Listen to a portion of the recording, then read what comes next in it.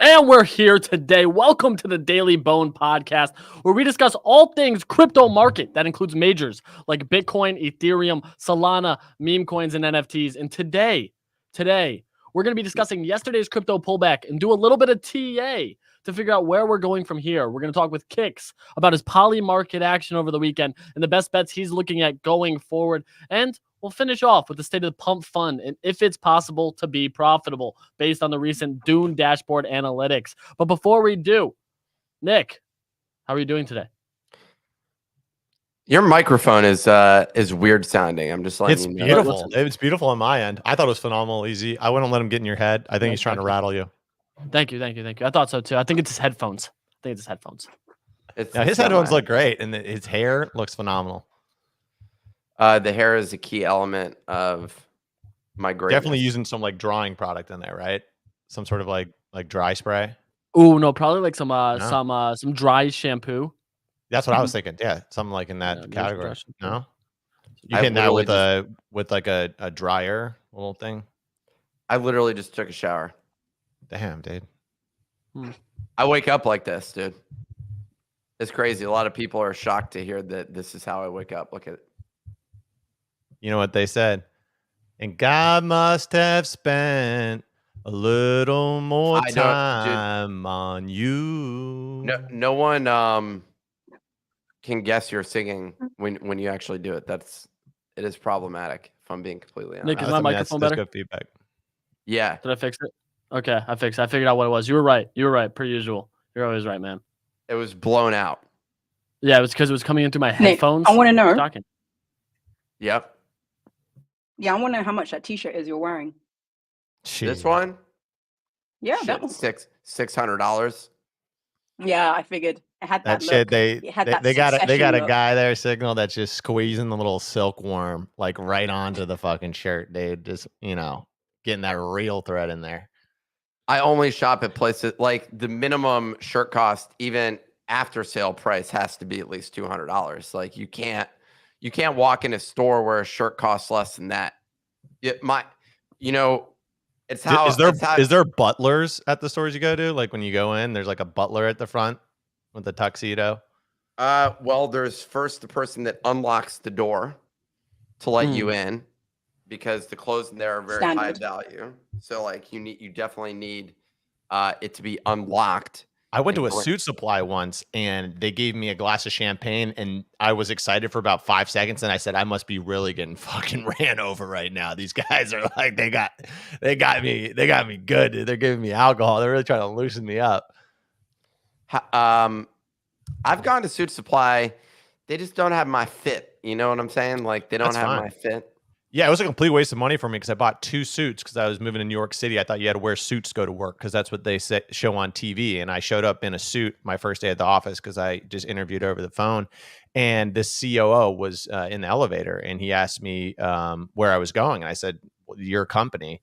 And he said, are you like a new lawyer or something? I didn't know we had a new lawyer. I was like, no, I'm actually running your guys' Facebook ads. And he was like, oh, cool, man. Yeah, just for the record, you never wear that again. Like overdressing is like a nice button down shirt tucked in. I was like, oh, great, sounds good. Yeah. Do you take the jacket off halfway through the day? Yeah, 100%. Yeah, okay, yeah. Makes sense. Well, now I know a lot about Kix's shirt preferences, and that's something that I was trying to learn about. I can tell. Is that a fake background behind you? No, it's not a fake background, but I'll get into it another time. It's over summer you just move locations. So one minute you can be somewhere glamorous, next time you could be somewhere less glamorous. So sometimes I think you're literally in a school classroom. Yeah, I know. I'm like Edward Snowden. I'm just turning up in different locations, never know where I am. I'm just moving around Europe. Yeah, exactly. Black Ops over here. But no, what I was alluding to, Nick, is that I really liked your outfit over the weekend, actually. I felt like you were more suited for Instagram. But then I thought, you know what? If you went to Instagram, you'd be a teeny tiny little tadpole in a very big ocean. But over on X, everybody's like, no one in crypto does fashion. And I was like, that's genius. And that's why I like the outfit. Maybe for fashion, yes. But on Instagram, I'm kind of blown. I'm becoming a big deal. Just letting you know that if you go, the account there is also Choose Rich. and I'm up to like almost 6,000 followers, which is going from 0. What'd you start with? 0? Before, like before I started before you pushing switched the username. Probably like 2,500 or something like that. But these videos are getting. Click on. Okay, you're not logged in. Oh, wait, did you go into Hermes and try and buy a Birkin bag? No, I didn't actually do that. Click on the reels. They're sketches. Oh, it doesn't show you the numbers here, but I'm getting millions of views, which is pretty wild. Every single one of these videos now gets like 50,000, 25,000, 50,000, 100,000. And so it's just, it's people hate it, which is Are great. the comments worse here or on Twitter? Instagram is continuously pretty bad. I'd say Instagram may be worse than Twitter, honestly. Really? You're muted, kids. Yeah, you're going to get more like of an Xbox crowd on there. And they've been training for years to riz you. For years. They grew up in the trenches of making fun of people. What do you mean you're going to get an Xbox crowd on Instagram? Did you grow up playing Xbox 360? Yeah, like the typical, like I'm like playing Xbox, I'm playing Rocket League, or like Call of Duty with my boys on the Xbox. They're not like hopping on Twitter after work. They're probably thirst trapping on Instagram for a little bit, right? And then they're hopping on with the boys, and they're gonna fucking roast you. Trapping. There's a lot of gamers that are posting photos of themselves, chasing the traps, not setting the traps, falling into them for a little bit before they play games with the boys. So this is a riveting conversation. Let's dive into the weather report. Kicks, you're up. Yeah, no, I'm totally prepared for this. I got this. Cool. Just adjust this, turn this knob up real nice and slow, fade it in like I'm a DJ. Today is Monday, August 19th. Looking over at Crypto Roundup. Majors are down about 2% across the board, with Bitcoin at 58,400, Solana at 2,580. Ethereum at 2,580, Solana at 142. People that like to buy gold are making fun of us on Twitter. That's how bad it is. The biggest gainer amongst top 100 coins is Tron, which is up 3% on the day to a $12 billion market cap. Their forced takeover of Wrap Bitcoin didn't work out, but their other stuff is. They got some meme coin action going on there, I guess, something. We're going to hear from Easy about that. This comes after the Pump.Fun clone Sun Pump. Speaking of Justin Sun, launched on Tron last week. Sun Pump kind of sounds like a sump pump, which I heard you have to put in basements of houses in very wet climates. Over the weekend, MasterCard planned to partner with MetaMask to allow users to pay with tokens anywhere, because you can take MasterCard anywhere. So that means now you can take MetaMask anywhere, right? Initial tokens able to be used as a form of payment include USDC, USDT, and a little bit of that wrapped ETH. Why don't you wrap some ETH and get yourself a wrapped, bagel or baguette or something? Next up, the Web3 sleuth Zach XBT exposed a network of 21 North Korean developers working on over 25 crypto projects in the space. He believes a single entity is managing the network and is receiving up to $500K per month in payments. Here's the crazy thing. They're not even scamming. They're just trying to get as many jobs as possible, and then they work hard for a couple of weeks and then try to fade into the background and collect money as possible. They're not even doing a scamming ring. They're literally just quadruple, quintuple jobbing, right? Fucking hate those guys, man. I love sniffing out a double jobber and getting rid of them, if you know what I mean. Cool. Last but not least, finally, we saw some action on CryptoPunks as an alien punk was sold in a private sale. The price of sale is unknown, but this punk holds the record for the highest USD sale at $23.7 million, last sold in February 2022. Also, V1 Probably punks, not a good price. Probably not a good price. V1, that's why we didn't mention it. V1 CryptoPunks also saw massive sweeps and are now over 2 ETH, up 90% over the last 7 days. And I'm only down 60. Back to you in the studio. Thank you, Kicks, for an excellent weather report. That was the major news coverage of the day. So, Nick, we're going to throw to you here. What would you like to discuss? This alien punk sale, some technical analysis on the majors, or Zach XBT basically shutting down a project after being invited to said project? Well, hold on.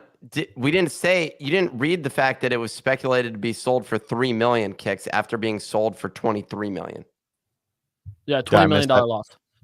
Did I miss that part on the No, that's on me. That news came in as I was finishing up the call sheet, so it didn't get added to the weather report. I think Ray. I think Ray left it out so that we could have this discourse after the fact and kind of develop into the story. 20 million loss. 20 million loss. 20 million. Well, the thing is that maybe he made $20 million somewhere else, and now he doesn't have to pay any taxes. You think that's an what offset? Was the ETH? Sorry, what was the sale in ETH?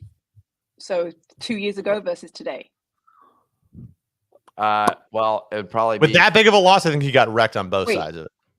No, I think. Wait, I think I actually know that answer. I think it was 8,000. Was it 8,000 ETH 2 years ago? Yeah, there it is. Yeah, you nailed it. There you go. 8,000 ETH, and then now it's gone for. You said, so it's gone for 3 million now. So in ETH, that's going to be what, like? I don't think that's the same. ETH? Oh yeah, right? that's the same. Yeah.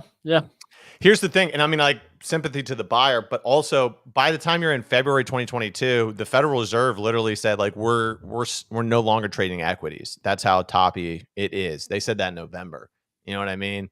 Yeah, you're buying something for that. I mean, what's the exit thought process there? There wasn't one. $23.7 million, dude, for a CryptoPunk. An alien CryptoPunk. That was just a dumb purchase. Yeah. I mean, I guess if you're a billionaire, maybe that guy exited 2021, Tough. Yeah. I'm not quite sure about this one, but I sold mine for far less for those. Yeah, but you still had a great exit. We'll give you that. I think you had a great trade. I mean, I sold a Mutant Ape for $250,000 48 hours after mint, and I don't really wonder about the guy that bought it. I sold that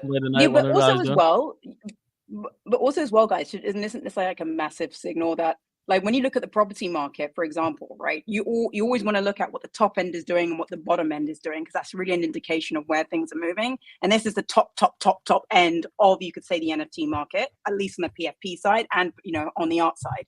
And you're seeing a drawdown of 20 million. I mean, we thought we're at the bottom. For me, this is an indication that we're still not at the bottom if you're now seeing the top end of the market start to behave like this. As in, Nick, even 3 months from now, your sale of your punk could look extremely like perfect timing. How are we? So one of the things, there were two things. Yeah, I agree with you, Signal. I'd like to do a quick update on this, Ray. So last week or Friday, we placed our bets on some things. How did the Cowboys-Steelers outcome show, and what were the placements on that? Was I right or wrong? You took Cowboys as you walked out the door, and the Cowboys won. There we go. And don't even fucking act like you were just asking that. You knew the answer. And then I didn't actually. And then don't even fucking lie to me. You were at the bar, dude, getting trashed, probably watching the game, weren't you? I haven't drank alcohol for over a week. I've been cutting back. I only had 3 Modelo's yesterday. I've been cutting back in a big way. Well, congratulations. Thanks. I appreciate that.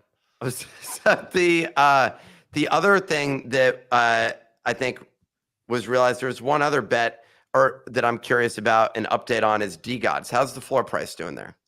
31 this morning, and it was over under on 35 on Friday. So unders are looking good there. I think almost everyone took the under. I did over. Oh, you did? He did. Yeah, the other ones were the Pac Moon Army token that's releasing this week. That's not out yet. And then we're looking at all the DEXs competing, Uniswap, Jupiter, Radium. And then Clemente's back today, right? So maybe monkeypox today. That might resolve. There's a chance. I don't think that Clemente is going to be the source of this. This bet may not actually be as when does that need to resolve by, the monkeypox one? Friday, 9 a.m. Well, we didn't place that bet because Easy confidently said that San Francisco had a case during this time frame, but then I saw someone respond that it's not. I saw the response. Window. August 10th to 28th. There was a case. It happened in July. Yeah, but we talked about, I mean, I guess like that Polymarket bet would be a new case. Like there was like a 50-50 chance that there's any cases by August. Like I wonder what does it have to be a new case in that scenario? It does. It's a new case between August 10th and 31st. Yep. Horseshit, personally. I think I'm going to file a dispute regardless on it. Let's dive into the technical analysis, though. I'm curious what we think of the overall price action of the crypto market. I know, Nick, can we please get a lined chart with too many lines and not enough direction? Well, I can pull up the weekly on Solana. This one actually doesn't have a lot of line. It has no lines, in fact. I'll pull this up real quick. And here we go. So there's no lines on this, but it's very easy to draw lines on this. That's the benefit of TradingView. Your mic's also making noise. I don't know what's going on. Sounds like you're tapping on the table. Tap, tap, tap. Well, let me see if it's me real quick. No, you're good. Cool. These are the lines right here. That's tightening up. Those bands, they're gonna make them dance if they keep getting tight. Which bands are you talking about? The blue babies. Are you talking about these? The MACD? Nope. No, that's the MACD. The blue babies up at the top. Talking about the Bollingers. You're saying they're getting tighter. We're getting back in that consolidation, so and usually you don't consolidate at the top of a cycle. Usually, the top of a cycle is super volatile. You just dump out down the range. So if anything, this kind of supports the theory that we do consolidate for a little bit more and then make a big leg up. So some people have been saying 2025 is like, a bar mitzvah. We'll see. It may be. I was saying like a bar mitzvah. Never been to one. What does that mean? Forward to maybe at one time. He's talking about the amount of cash that people receive for their bar mitzvah. I received a decent amount, but it wasn't like that much. I tweeted before Sideways Summer, and people were just like tweeting about like the movement. This is looking nice on Bitcoin. Yeah, I'd love to see a little more consolidation here. Although the bands have expanded kicks technically. On the bottom side a little bit, right? Yeah, that's not good. For those in the audience, we have Bollinger Bands opened up on the Bitcoin weekly chart, and it's not looking great. I would say, I'd say it's not looking great. It's consolidating, lower highs though, lower highs. And is that wick technically a lower low, Nick? Well, it depends on how you view it. Easy. That's an easy question. This is actually where even that low wick didn't resolve on the daily, but it did resolve down at a lower low of 54. So I don't know. I mean, where are you a buyer of more corn? Oh, and it is right around here. Interesting. I don't know, man. I'm pretty exposed at this point in time to crypto. Like, I have a lot in crypto in terms of percentages here. Maybe I buy a little more if I don't know. Dude, I don't know what the catalysts are right now. Everyone's like, the interest rate is going to drop a small amount and like some nominal amount, and that's going to suddenly like make all of our bags pump. Our bags pumped because they literally gave money to people that didn't have money.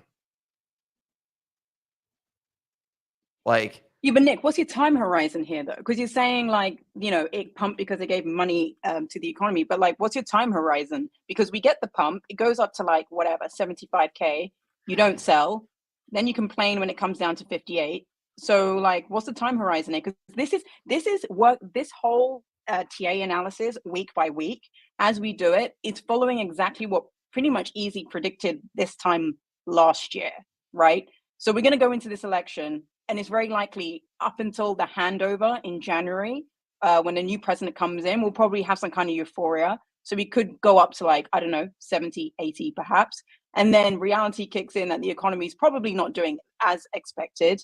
Or so if the Democrats come in, I actually think the economy will go down slightly. I think if Trump comes in, we'll see more elation going into Q1 and Q2 next year. But I'm just wondering, like, over the next 6 months, what pump are you looking for? Well, that's what I'm saying is I'm not sure that I am. It's not clear to me. Like, I don't know what the catalyst is. I own a bunch, so I'm hoping that it does pump, but I don't know what the big catalysts are at this point. for crypto, it usually has some sort of correlation with the stock market, but the stock market has been on a tear without crypto having the same corresponding pump. We did see the stock market drop. We had that scare about a hard landing is what we would have thought. And that's one of my favorite sort of sex moves. I fly over, land down, boom, smash on the person that's right there. Like it's a wrestling move, basically. And the soft landing, which I think more people prefer, is which is what everyone was hoping for. It seems like we may be on that direction because we've seen decent jobs and other things. No, I don't, Miguel. Miguel asked if I draw lines during sex. No. Maybe. But I draw boundaries. Okay, Miguel, and healthy boundaries. No touchy this hole. No, that was crazy. Basically. Be like, whoop! So cross the boundary. I don't know. The stock market looks damn good. Crypto is just going sideways. I don't know. Like, will crypto catch up? Nick, which stocks look interesting to you at the moment? Well, real quick, one last note on this. The DXY has broken down, yet crypto is not pumping in the face of that, which is what everyone claims is like a major driver of crypto price action, which it's not. Which stocks are good? I don't actually trade a lot of stocks. Oh, Microsoft looking interesting here at 387. That you could have bought that nice for a bounce. discount. I like this. Microsoft is a good stock. I'd probably pick that up. I'm trying to think if there's anything else that I'm interested in. Wow. I didn't realize that AT&T had a rally from 14 up to 20. That's pretty good. They're a dividend stock. They're heavy with debt. That was an interesting opportunity. I don't know. I don't trade a lot of stocks. Are you trading stocks anymore, Kix? Nah, I'm out of that shit, dude. Really? Yeah. You got to know when you got an edge in the game. He only trades prediction markets, dude. Yeah, I only trade prediction markets. I don't do anything else. But I'll put stuff in SPY, QQQ. I'm not trying to beat the market. I'm not smarter than the market in that regards. I'm smarter than the market on other things. Maybe one day I will have a big conviction play. You know what I mean? Like Meta. Remember when we were buying Meta at $100? Like I'll still do that kind of shit, right? But where I get myself in the trouble in the stock market is when I don't have an opinion and I go and I try to surf around and find something, right? That's when I fucking give it all back to the stock markets. When I'm like, oh man, I need to find the next trade. And I go around instead of letting the next trade find me. Rest in peace, Charles. I always look at the price of Disney. I was influenced by an ex who was a big fan of Disney, and I buy when it's low. That's one general thing. I don't think they're disappearing, although media is a tough one, but they're also amusement parks. I've consolidated my equities into 3 ETFs, and that's it. 3 ETFs? Mm-hmm. Which ETFs? DRIV, BOTZ, BOTZ, and SDIV. All global X ETFs. This sounds like a wild move. Probably, but I'm just going all in on electric vehicles, AI, and one that's a super dividend ETF. One that's really interesting to me, that has been interesting, that I always watch, is Shopify. And that's who sponsored this episode. Shout out Shopify. No, I'm just kidding. A lot of people, Mr. Beast is always sponsored by him. Shopify is an interesting one for me.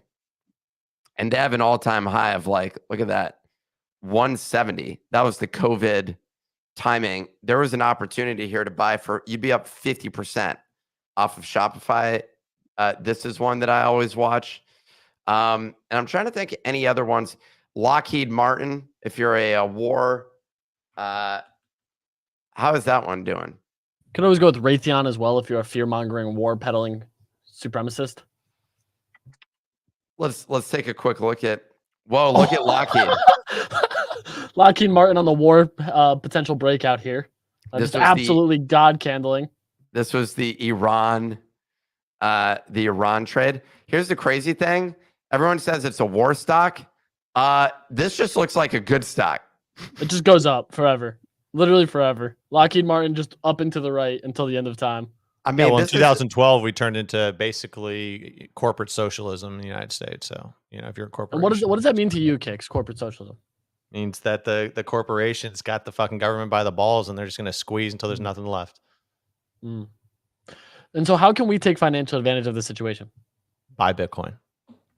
Oh, okay. Okay. All right, Pio. Glad he's on the show today. Can we get Raytheon's chart pulled up, please? It's going to look the same, dude. Yeah, but I just like it better. What's their ticker? RAY. I think. See, like you guys are living in the past. I'd be living in the future. This is what I'd be trying to do. I'd be trying to buy stock on the secondary market of Anduril. What? Wait. What? They make futuristic weapon stuff. They make like the lattice solutions for like anti-drone warfare. How do you purchase this? You'd have to get their stock on the secondary market. They're still private. So OTC, like pink sheets? Yeah, but the founder of it, he's Palmer Luckey, dude. What a hell of a name, Palmer right? Luckey, that guy's crazy, dude. Crazy fucking smart. He made Oculus. Yeah, I know. He then is. No, I'm just saying the business he has running now is focused on selling weapons, right? That's what Kix was just saying. Futuristic weapons. Does he? I think he just ignores what I say, and I think he filters it out, dude. And then he asked me if. Sorry, I was looking up a stock ticker. I was looking up Raytheon. Easy gave me the most difficult task in the world because Raytheon apparently is an international company. So you got to go look at another market. So I'm not doing that. Raytheon's international? Apparently. I don't know. I couldn't find the ticker unless RTX is the ticker. Is the only one that. Yeah, it's RTX. Oh, RTX. There you go. But you're right. There is something off on it because like the chart's not available. No, it is right here. There we go. I have the Raytheon. So it's an American company. It's in Arlington, Virginia, where you used to live. Where I grew up. You probably saw that little RTX logo on your morning commute. You're like, go bomb some shit. See some helicopters, some Blackhawks, the good stuff. Go get that $700 million bid to remodel the Apache helicopter. All right, we're done with the equities because I could tell you if I don't care about it. I couldn't care less. You guys don't seem to care about it. No one could literally give less of a shit about this. If we're not getting that guy that sits next to Kix in their boxers in the sauna giving us stock ticks, I'm good. I'm done. He said invest in drone systems in Durrell. Ooh, that's a good one. Yeah. That's a good one. Yeah, it's just a sauna guy's all we need. This is the same thing for Raytheon. Yeah, you're right. Nick's right again. Shocker. Right again. Okay. The DOD, it doesn't stand for Department of Defense. It stands for drone on drone.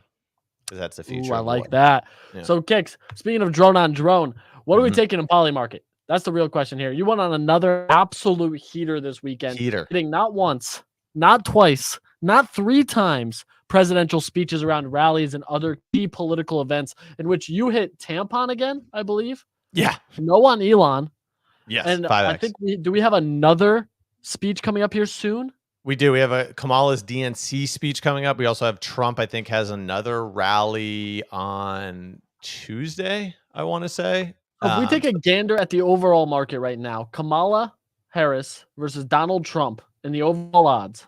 How are you feeling about this? We've seen a slight rebound in the Don's percentages while Harris has taken a slight hit after the North Carolina rally.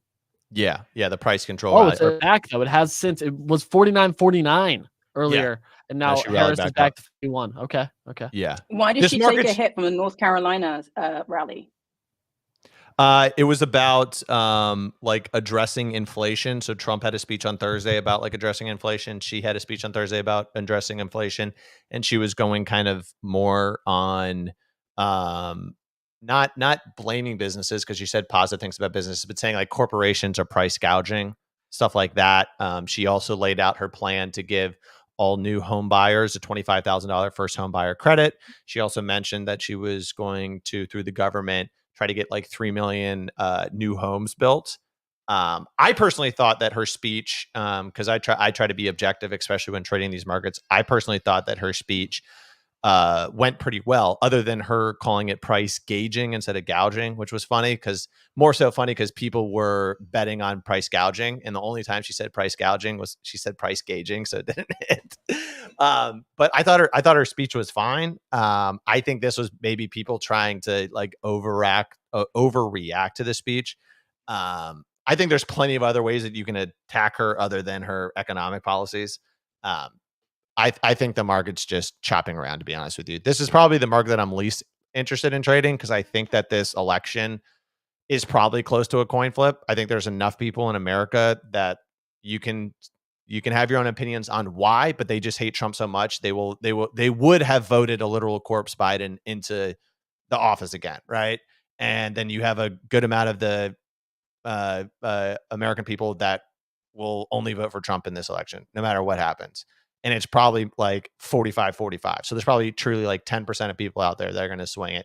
So who's going to win's a coin flip for me? And I think the swings in the market are going to be like 10% swings. So unless you're really excited about potentially catching 10% swing trades, I don't think it's that exciting of a market. These smaller markets, like these speech markets and stuff like that, there's way more of an edge to be found in them. And my buddy 0x Terial actually like does some pretty deep analysis on these markets and posts his picks ahead of time. And I think he went 3 for 3, 6 for 6, and then 4 for 4. So he's hit every single one that he's called as his top trades. And some of them are like 75% to 100%, right? So you're not like cooking. It's not a huge gain, but taking a 30% win's not too bad. Like 24 hours.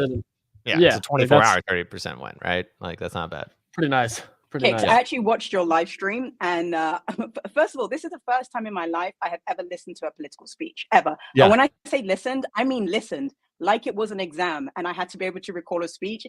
I can actually tell you what was in that speech as well, just simply because of this Polymarket bet. It is so weird when you have a financial interest in a speech or in anything to just like, you know, I mean, I'm sure a lot of people have it for like sports betting, but to have it in a speech and be able to come back and be like, this is exactly what she said. I would never have been able to do that unless I watched your stream. So I thought, okay, this is kind of a little bit off Polymarket, but I thought Kamala, when she does her speeches, she's extremely like rehearsed to the point where I think Michelle Obama is training her in how to give political speeches. Because there are some points where she was talking about when I grew up, I was, you know, I wasn't very rich. I was middle class. And I remember my mother being really excited about buying her first home. And the way she was doing it really reminded me how Michelle used to do it back when her and Barack were campaigning. But I did think some of the things that she was saying about affordable homes and basically, you know, childcare and, you know, trying to basically help the middle class was a good thing. So I'm actually surprised that she pulled back. However, going into the next speech, I was thinking on Polymarket, there is very little chance she's going to say these sort of like catchword phrases like gouge 5 times. Going forward, I just don't think that's going to happen because that was the easiest no ever. Yeah, it's way too risky. So I think taking the no on that kind of stuff is a way to make a swing. And she's very conservative.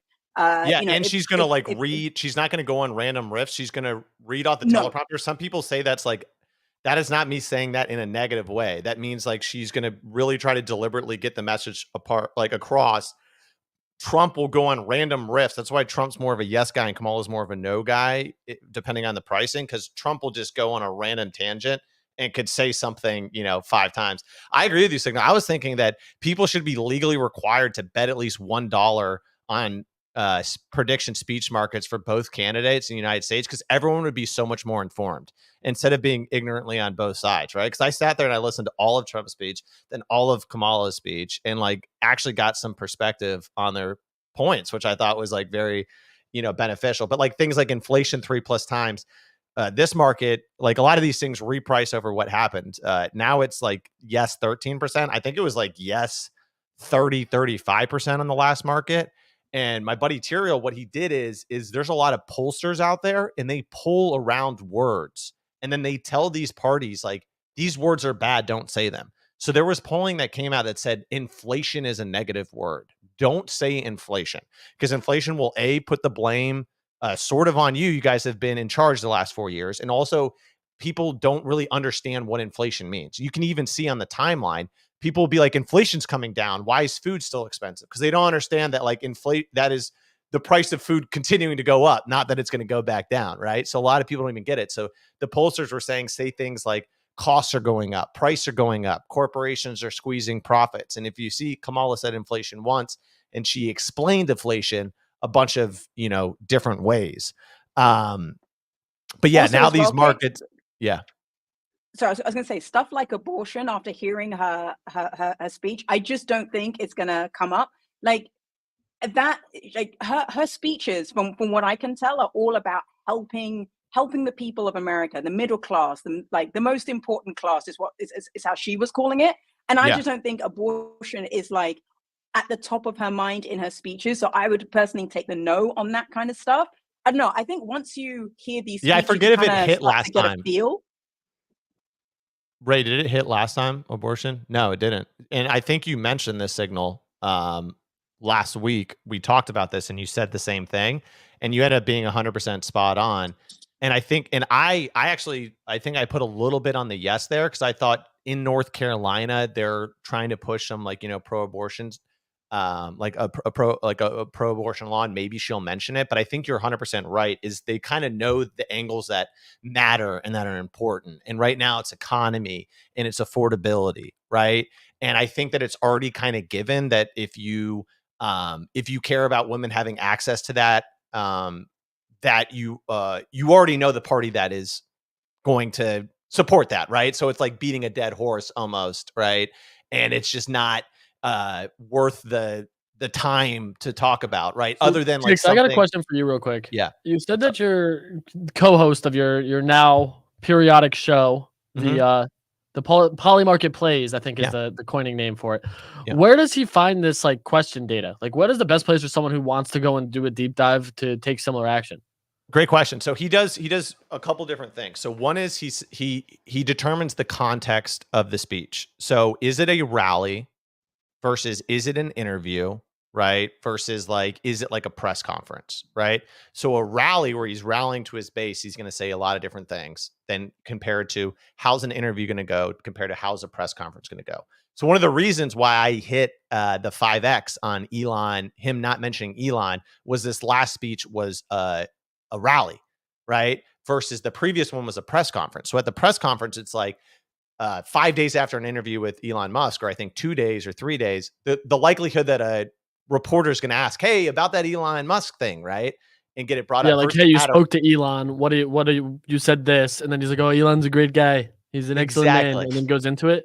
Versus sense. A rally in Wilkes-Barre, Pennsylvania, a week after his interview. You might not even know who Elon Musk is. You might forget, dude. They don't got him on the right pill routine there. I'm wondering. Well, okay. So we have a bunch on like what the political state is based on Polymarket activity, which is a fun thing to trade on. The one thing we keep shifting places where the trades are happening, which I think is interesting. I saw Easy tweeting about NFT meme coins this weekend. So there's some piece of NFTs that's coming back. Where like, yeah. Also, where's the everyone's like it's better. Like Polymarket has some of the best adoption. Yeah. I found some data on that, by the way. There's only 8,000 daily active users on Polymarket, which like that feels low if we're calling for like some of the best adoption rates.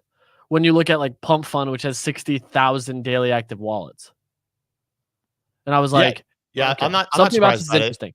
It definitely feels like 8,000. Like it to me, it feels more like early like March, April 2021 trading NFTs, where like you were in Discords and like you knew everybody and you'd see the activity feed and you knew 80% of the people buying and selling these kinds of things. Like there's a lot of people that you see come up. But I mean, what I like about Polymarket versus, and some people are great at meme coins, I'm not trying to take away from that, but like for me, it's easier for me to understand the game that I'm getting into. Like when I buy Elon Musk know at 20%, I know during this speech, I'm either making a 5X or I'm losing it all, or I can trade it in the speech. Someone tailed me on a trade and they sold it for a 3X. Versus meme coins, I don't have as easy as like an entry exit understanding of how much I can make risk reward. So I'm enjoying it over here. And I definitely think that there's markets on, just like meme coins or just like NFTs, there's markets that are really smart. So like, I don't think you're going to outtrade people on Kamala Harris versus Donald Trump, who's going to win the presidential election. But some of these smaller markets, like the movie markets or like the speech markets, I think you get a lot higher of a percentage of like uninformed money. But just to quickly answer your earlier question, he looks at the context of the speech, then he's like where it's at, what are they going to be talking about, and they'll announce these things. Like it was known she was going to go in and talk about the economy, right, and not talk about. So he put no on Ukraine, which was only it was no 80%, so it was only about a 25% return. But he said it's going to be about the economy. They're not going to mention Ukraine. She's not going to mention the Middle East, right? So you get the context that way. And then you can get transcripts of their previous speeches. And then you can throw that into AI and you can ask it, how often does Trump say this on average? How often does Trump say that on average? And you can get some understanding of like, on Trump's speech over the weekend, MAGA once was like 95%. And then MAGA 5+ times was like, 30% or something. He said MAGA once, and he said at the very end of the speech, it was the sweatiest 95% yes of all time, versus like debate and other stuff he hit early. So those markets are really fun. It's a good time. It's like part entertainment, part making money. And yeah, I think there's how does that line up to the Web 2 iterations though? If there's only 8K daily Polymarket users, I'm like curious, like to predict it in some of these others, like how many users are there? Much more. Really? So predicted much more users, but the cap there, you can max 500 to 800 on a bet total. So there's no whale activity. It's basic. It's kind of like the popular vote versus the electoral college. That's not the best comparison, but like basically the whales can move the markets on Polymarket in a big way, and it's basically you get a lot more users on predicted. So like predicted has Kamala much higher, I think, than Polymarket does. They should just call us niche market show, because this is almost as bad as Blast, but actually it's better because there's real world stuff that this correlates with. But and I also think that this could be like a true emerging market where like prediction markets could be in all sorts of things outside of just. I used to use Predicted, so that I've placed bets on Predicted. So when it first came out, this is like years ago. It's been around for a long time. It was fun. Even 2016 maybe. Dude, I've been on there since I was born, dude. Dude, fuck yeah, dude. But yeah, we'll wrap up the prediction market talks. But yeah, to the 8,000 also easy. The thing is like meme coins, there's new shit popping up every single fucking day, right? Like lots of different things you can trade, and the movements on them are super fast. Polymarket's a little bit slower, right? So like I would be curious what the monthly. I'm sure a pump fund still kills them on the monthly. Point being that you can come into Polymarket and you can make a bunch of trades and just like not check back in a week, right? And not be so worried about it. Like Kamala Harris isn't going to go to zero, overnight. So yeah. So real quick, on the meme coin side of things, and Ray has some links to some stuff that circulated this weekend with the stats on actual meme coins, which is basically there's 76,000 people that have made over $1,000. There's 12,000 people that have made over $10,000. And there's 924 people that have made over $100,000, which puts you in a pretty elite crowd.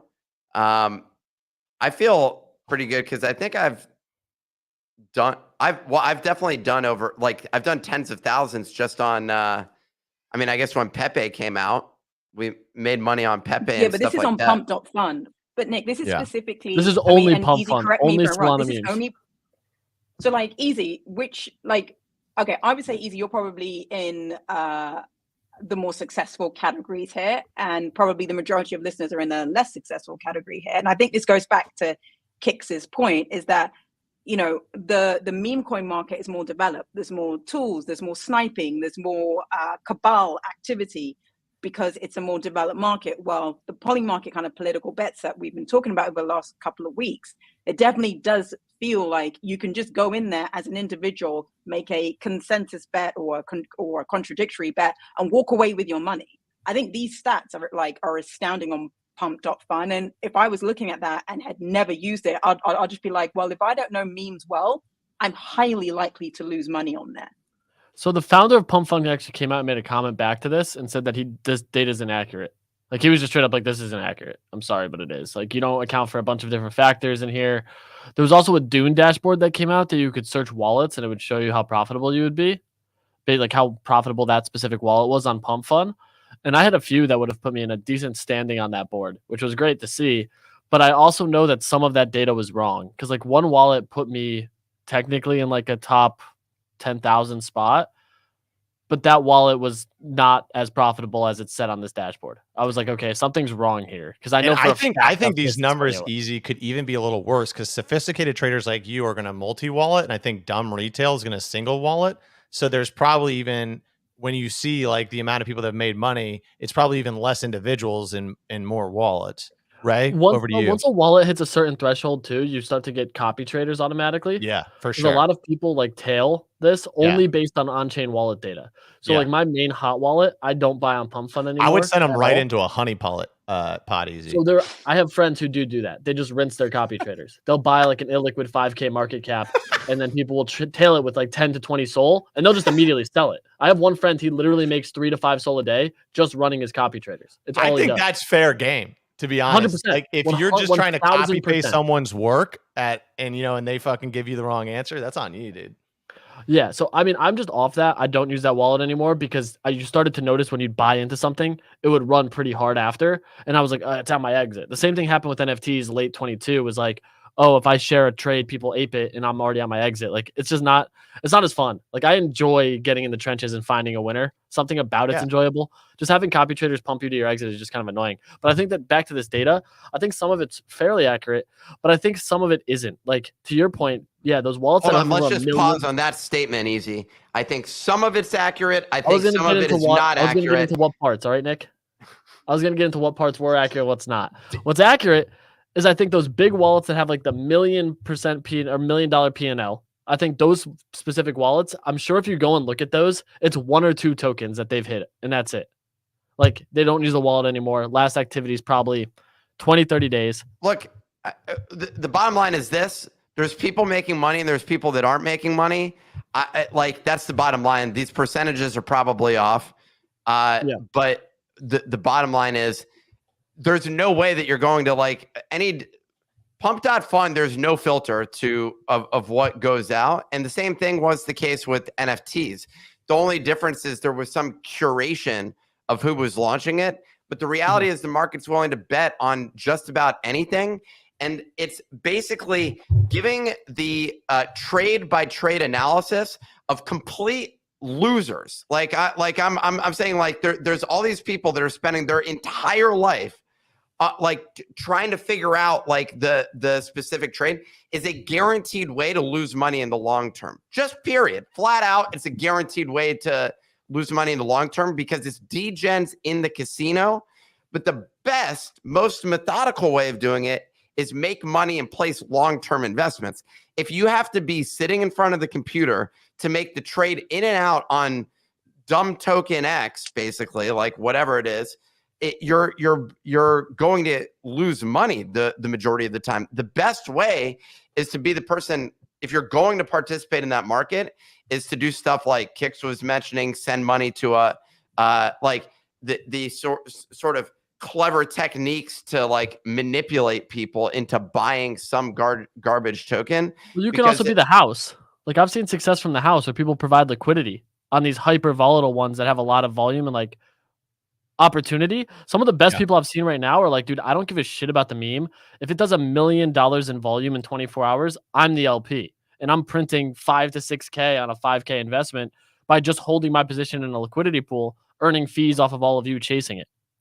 Yeah, and also like I made a tweet over this weekend where I basically said like I felt like the wins in NFT cycle were a little bit more democratized than the wins in meme coin cycles, but that wasn't like a dunk on meme coins in any way, shape, or form. I think on a long-term horizon in any of these situations, the smart money takes the dumb money. That's just how it works, like over the long horizon, regardless of the scenario of war. But I was thinking one of the interesting differences about NFTs, right, was that like when an NFT mint happened, all that mint money would go to the project, and that's how they made money, right?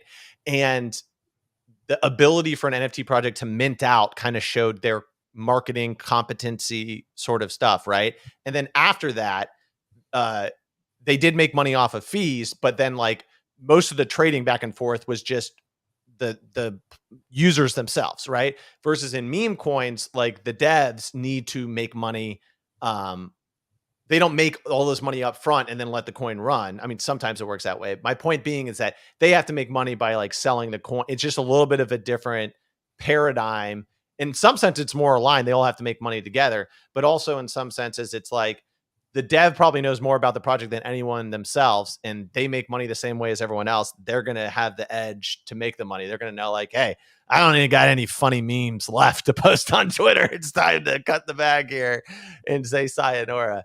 But I don't think dunking on me. I think it's just different strokes for different folks. I think some people just liked NFTs better. I think some people like the dynamics of trading meme coins better. And I think some people like me like the dynamics of trading Polymarket better. What I like with Polymarket is I can't get rugged, right? If I get in on a trade that I have conviction in and I'm right, I can't get rugged. If I go and I buy Kamala Harris right now for 51% and I'm right and I win, I make 2x my money, no matter what else happens.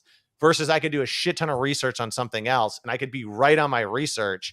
And then some dude wakes up with a massive fucking coke hangover and just hits sell all in his bag. And I'm down 75%, you know? Completely different strokes for understand, different folks, as they say, Nick. So we are coming up on time here, by the way. I do want to see if we want to get into this final segment today. No. Okay. It wasn't meme coin we're Monday. Going to be done by 10. And it's now at 9:58, so well, it was about meme coins and picking a portfolio of 3, and I don't think anybody up here after that tangent that Nick had would even want to pick a portfolio of 3. I'll pick 3. I'll pick 3, dude. I'm with you. I'll pick 3. Fire them off. What 3 kicks? Any 3 on any chain, real quick. We got 2 minutes. I don't know any coins right now. DM me some, bro. How's Mog is way down. I'll buy Mog. All right, Nick on Mog. Give me some base memes. I'll take Billy. Okay, Billy. And I'll take what's the third, Nick? What's the brain one right now? Brainlet. Yeah, Brainlet. I'll take that. All right, give me Fwog, FWOG. I like Fwog. Give me Brett on base. I like that one. And give me Army, the Pac Moon new token coming out. That's my 3. I like that. Those are my 3. Okay. Those are my 3. Jeez. So we are doing this segment. We got 1 minute here. Sig, you got your 3, or Kicks, you got your 3. Okay, I'm gonna go. I'm still gonna go with Mother because I think it can come back later this year. I'm gonna go Mother. Oh, it's not this year. It's the next 7 days. Next 7 days. Next 7 days. Yeah, we're circling back next week. I'm still gonna. Okay, I'm still gonna pick Mother. I'm gonna pick. I'm gonna pick Pepe for sure. And yeah, and Army because I hold Army. I have to. Army. I like that. Hold Kicks, you're up. Yeah. We got rapid fire. I love it. Pepe. I'm going with Sig on Pepe, just the GOAT, just the rock of the portfolio. And then just give me 2 other fucking ones on base. So let me pick just some weird ones. Let's do Tadpole. Why the fuck not? Okay, Tadpole on base. Yeah, it's like a Pepe Tadpole, $410,000. 410K market cap's crazy. It doesn't even let me filter my size, dude. Okay, all right, what's the next one? Oh, Kicks, get Miggles. You got to just go with Miggles. Yeah, I liked that. Let's go with Miggles. All right, let's go Miggles. Kicks is fucking cat, dude. I got it, Ray. I'm adding it. I got it. All right, Ray, you can add your 3 in here, and we'll just, okay, Degen, Whiff, Ray, what's your 3rd? Let's go. I'm gonna go with Fwog with you. And Fwog. All right, that's gonna do it. Rapid fire for the final 3 meme coins for PO. We'll pick CBBTC. Yeah, CBBTC, WBTC, and Blast BTC. Decentralized. Yeah, exactly. Exactly. But that's going to do it for today's episode. Thank you for tuning in. We appreciate you as always. Hope you had a fun time as we picked our 3 meme coins. We'll tweet it out later so people can tail and see which one of us is winning. But we'll be back again tomorrow at 9 a.m. Eastern time. If you missed the episode or missed any parts of it, listen on Spotify and Apple Podcasts at The Daily Bone. And shoot us a subscribe on YouTube. If you didn't know, we do this live every single weekday, Monday through Friday on YouTube and Twitter Spaces. Shout out to panelists Kicks, Nick, Sig, and our quant with glasses, Ray. But that's going to do it for today's episode. Have a beautiful day. Enjoy.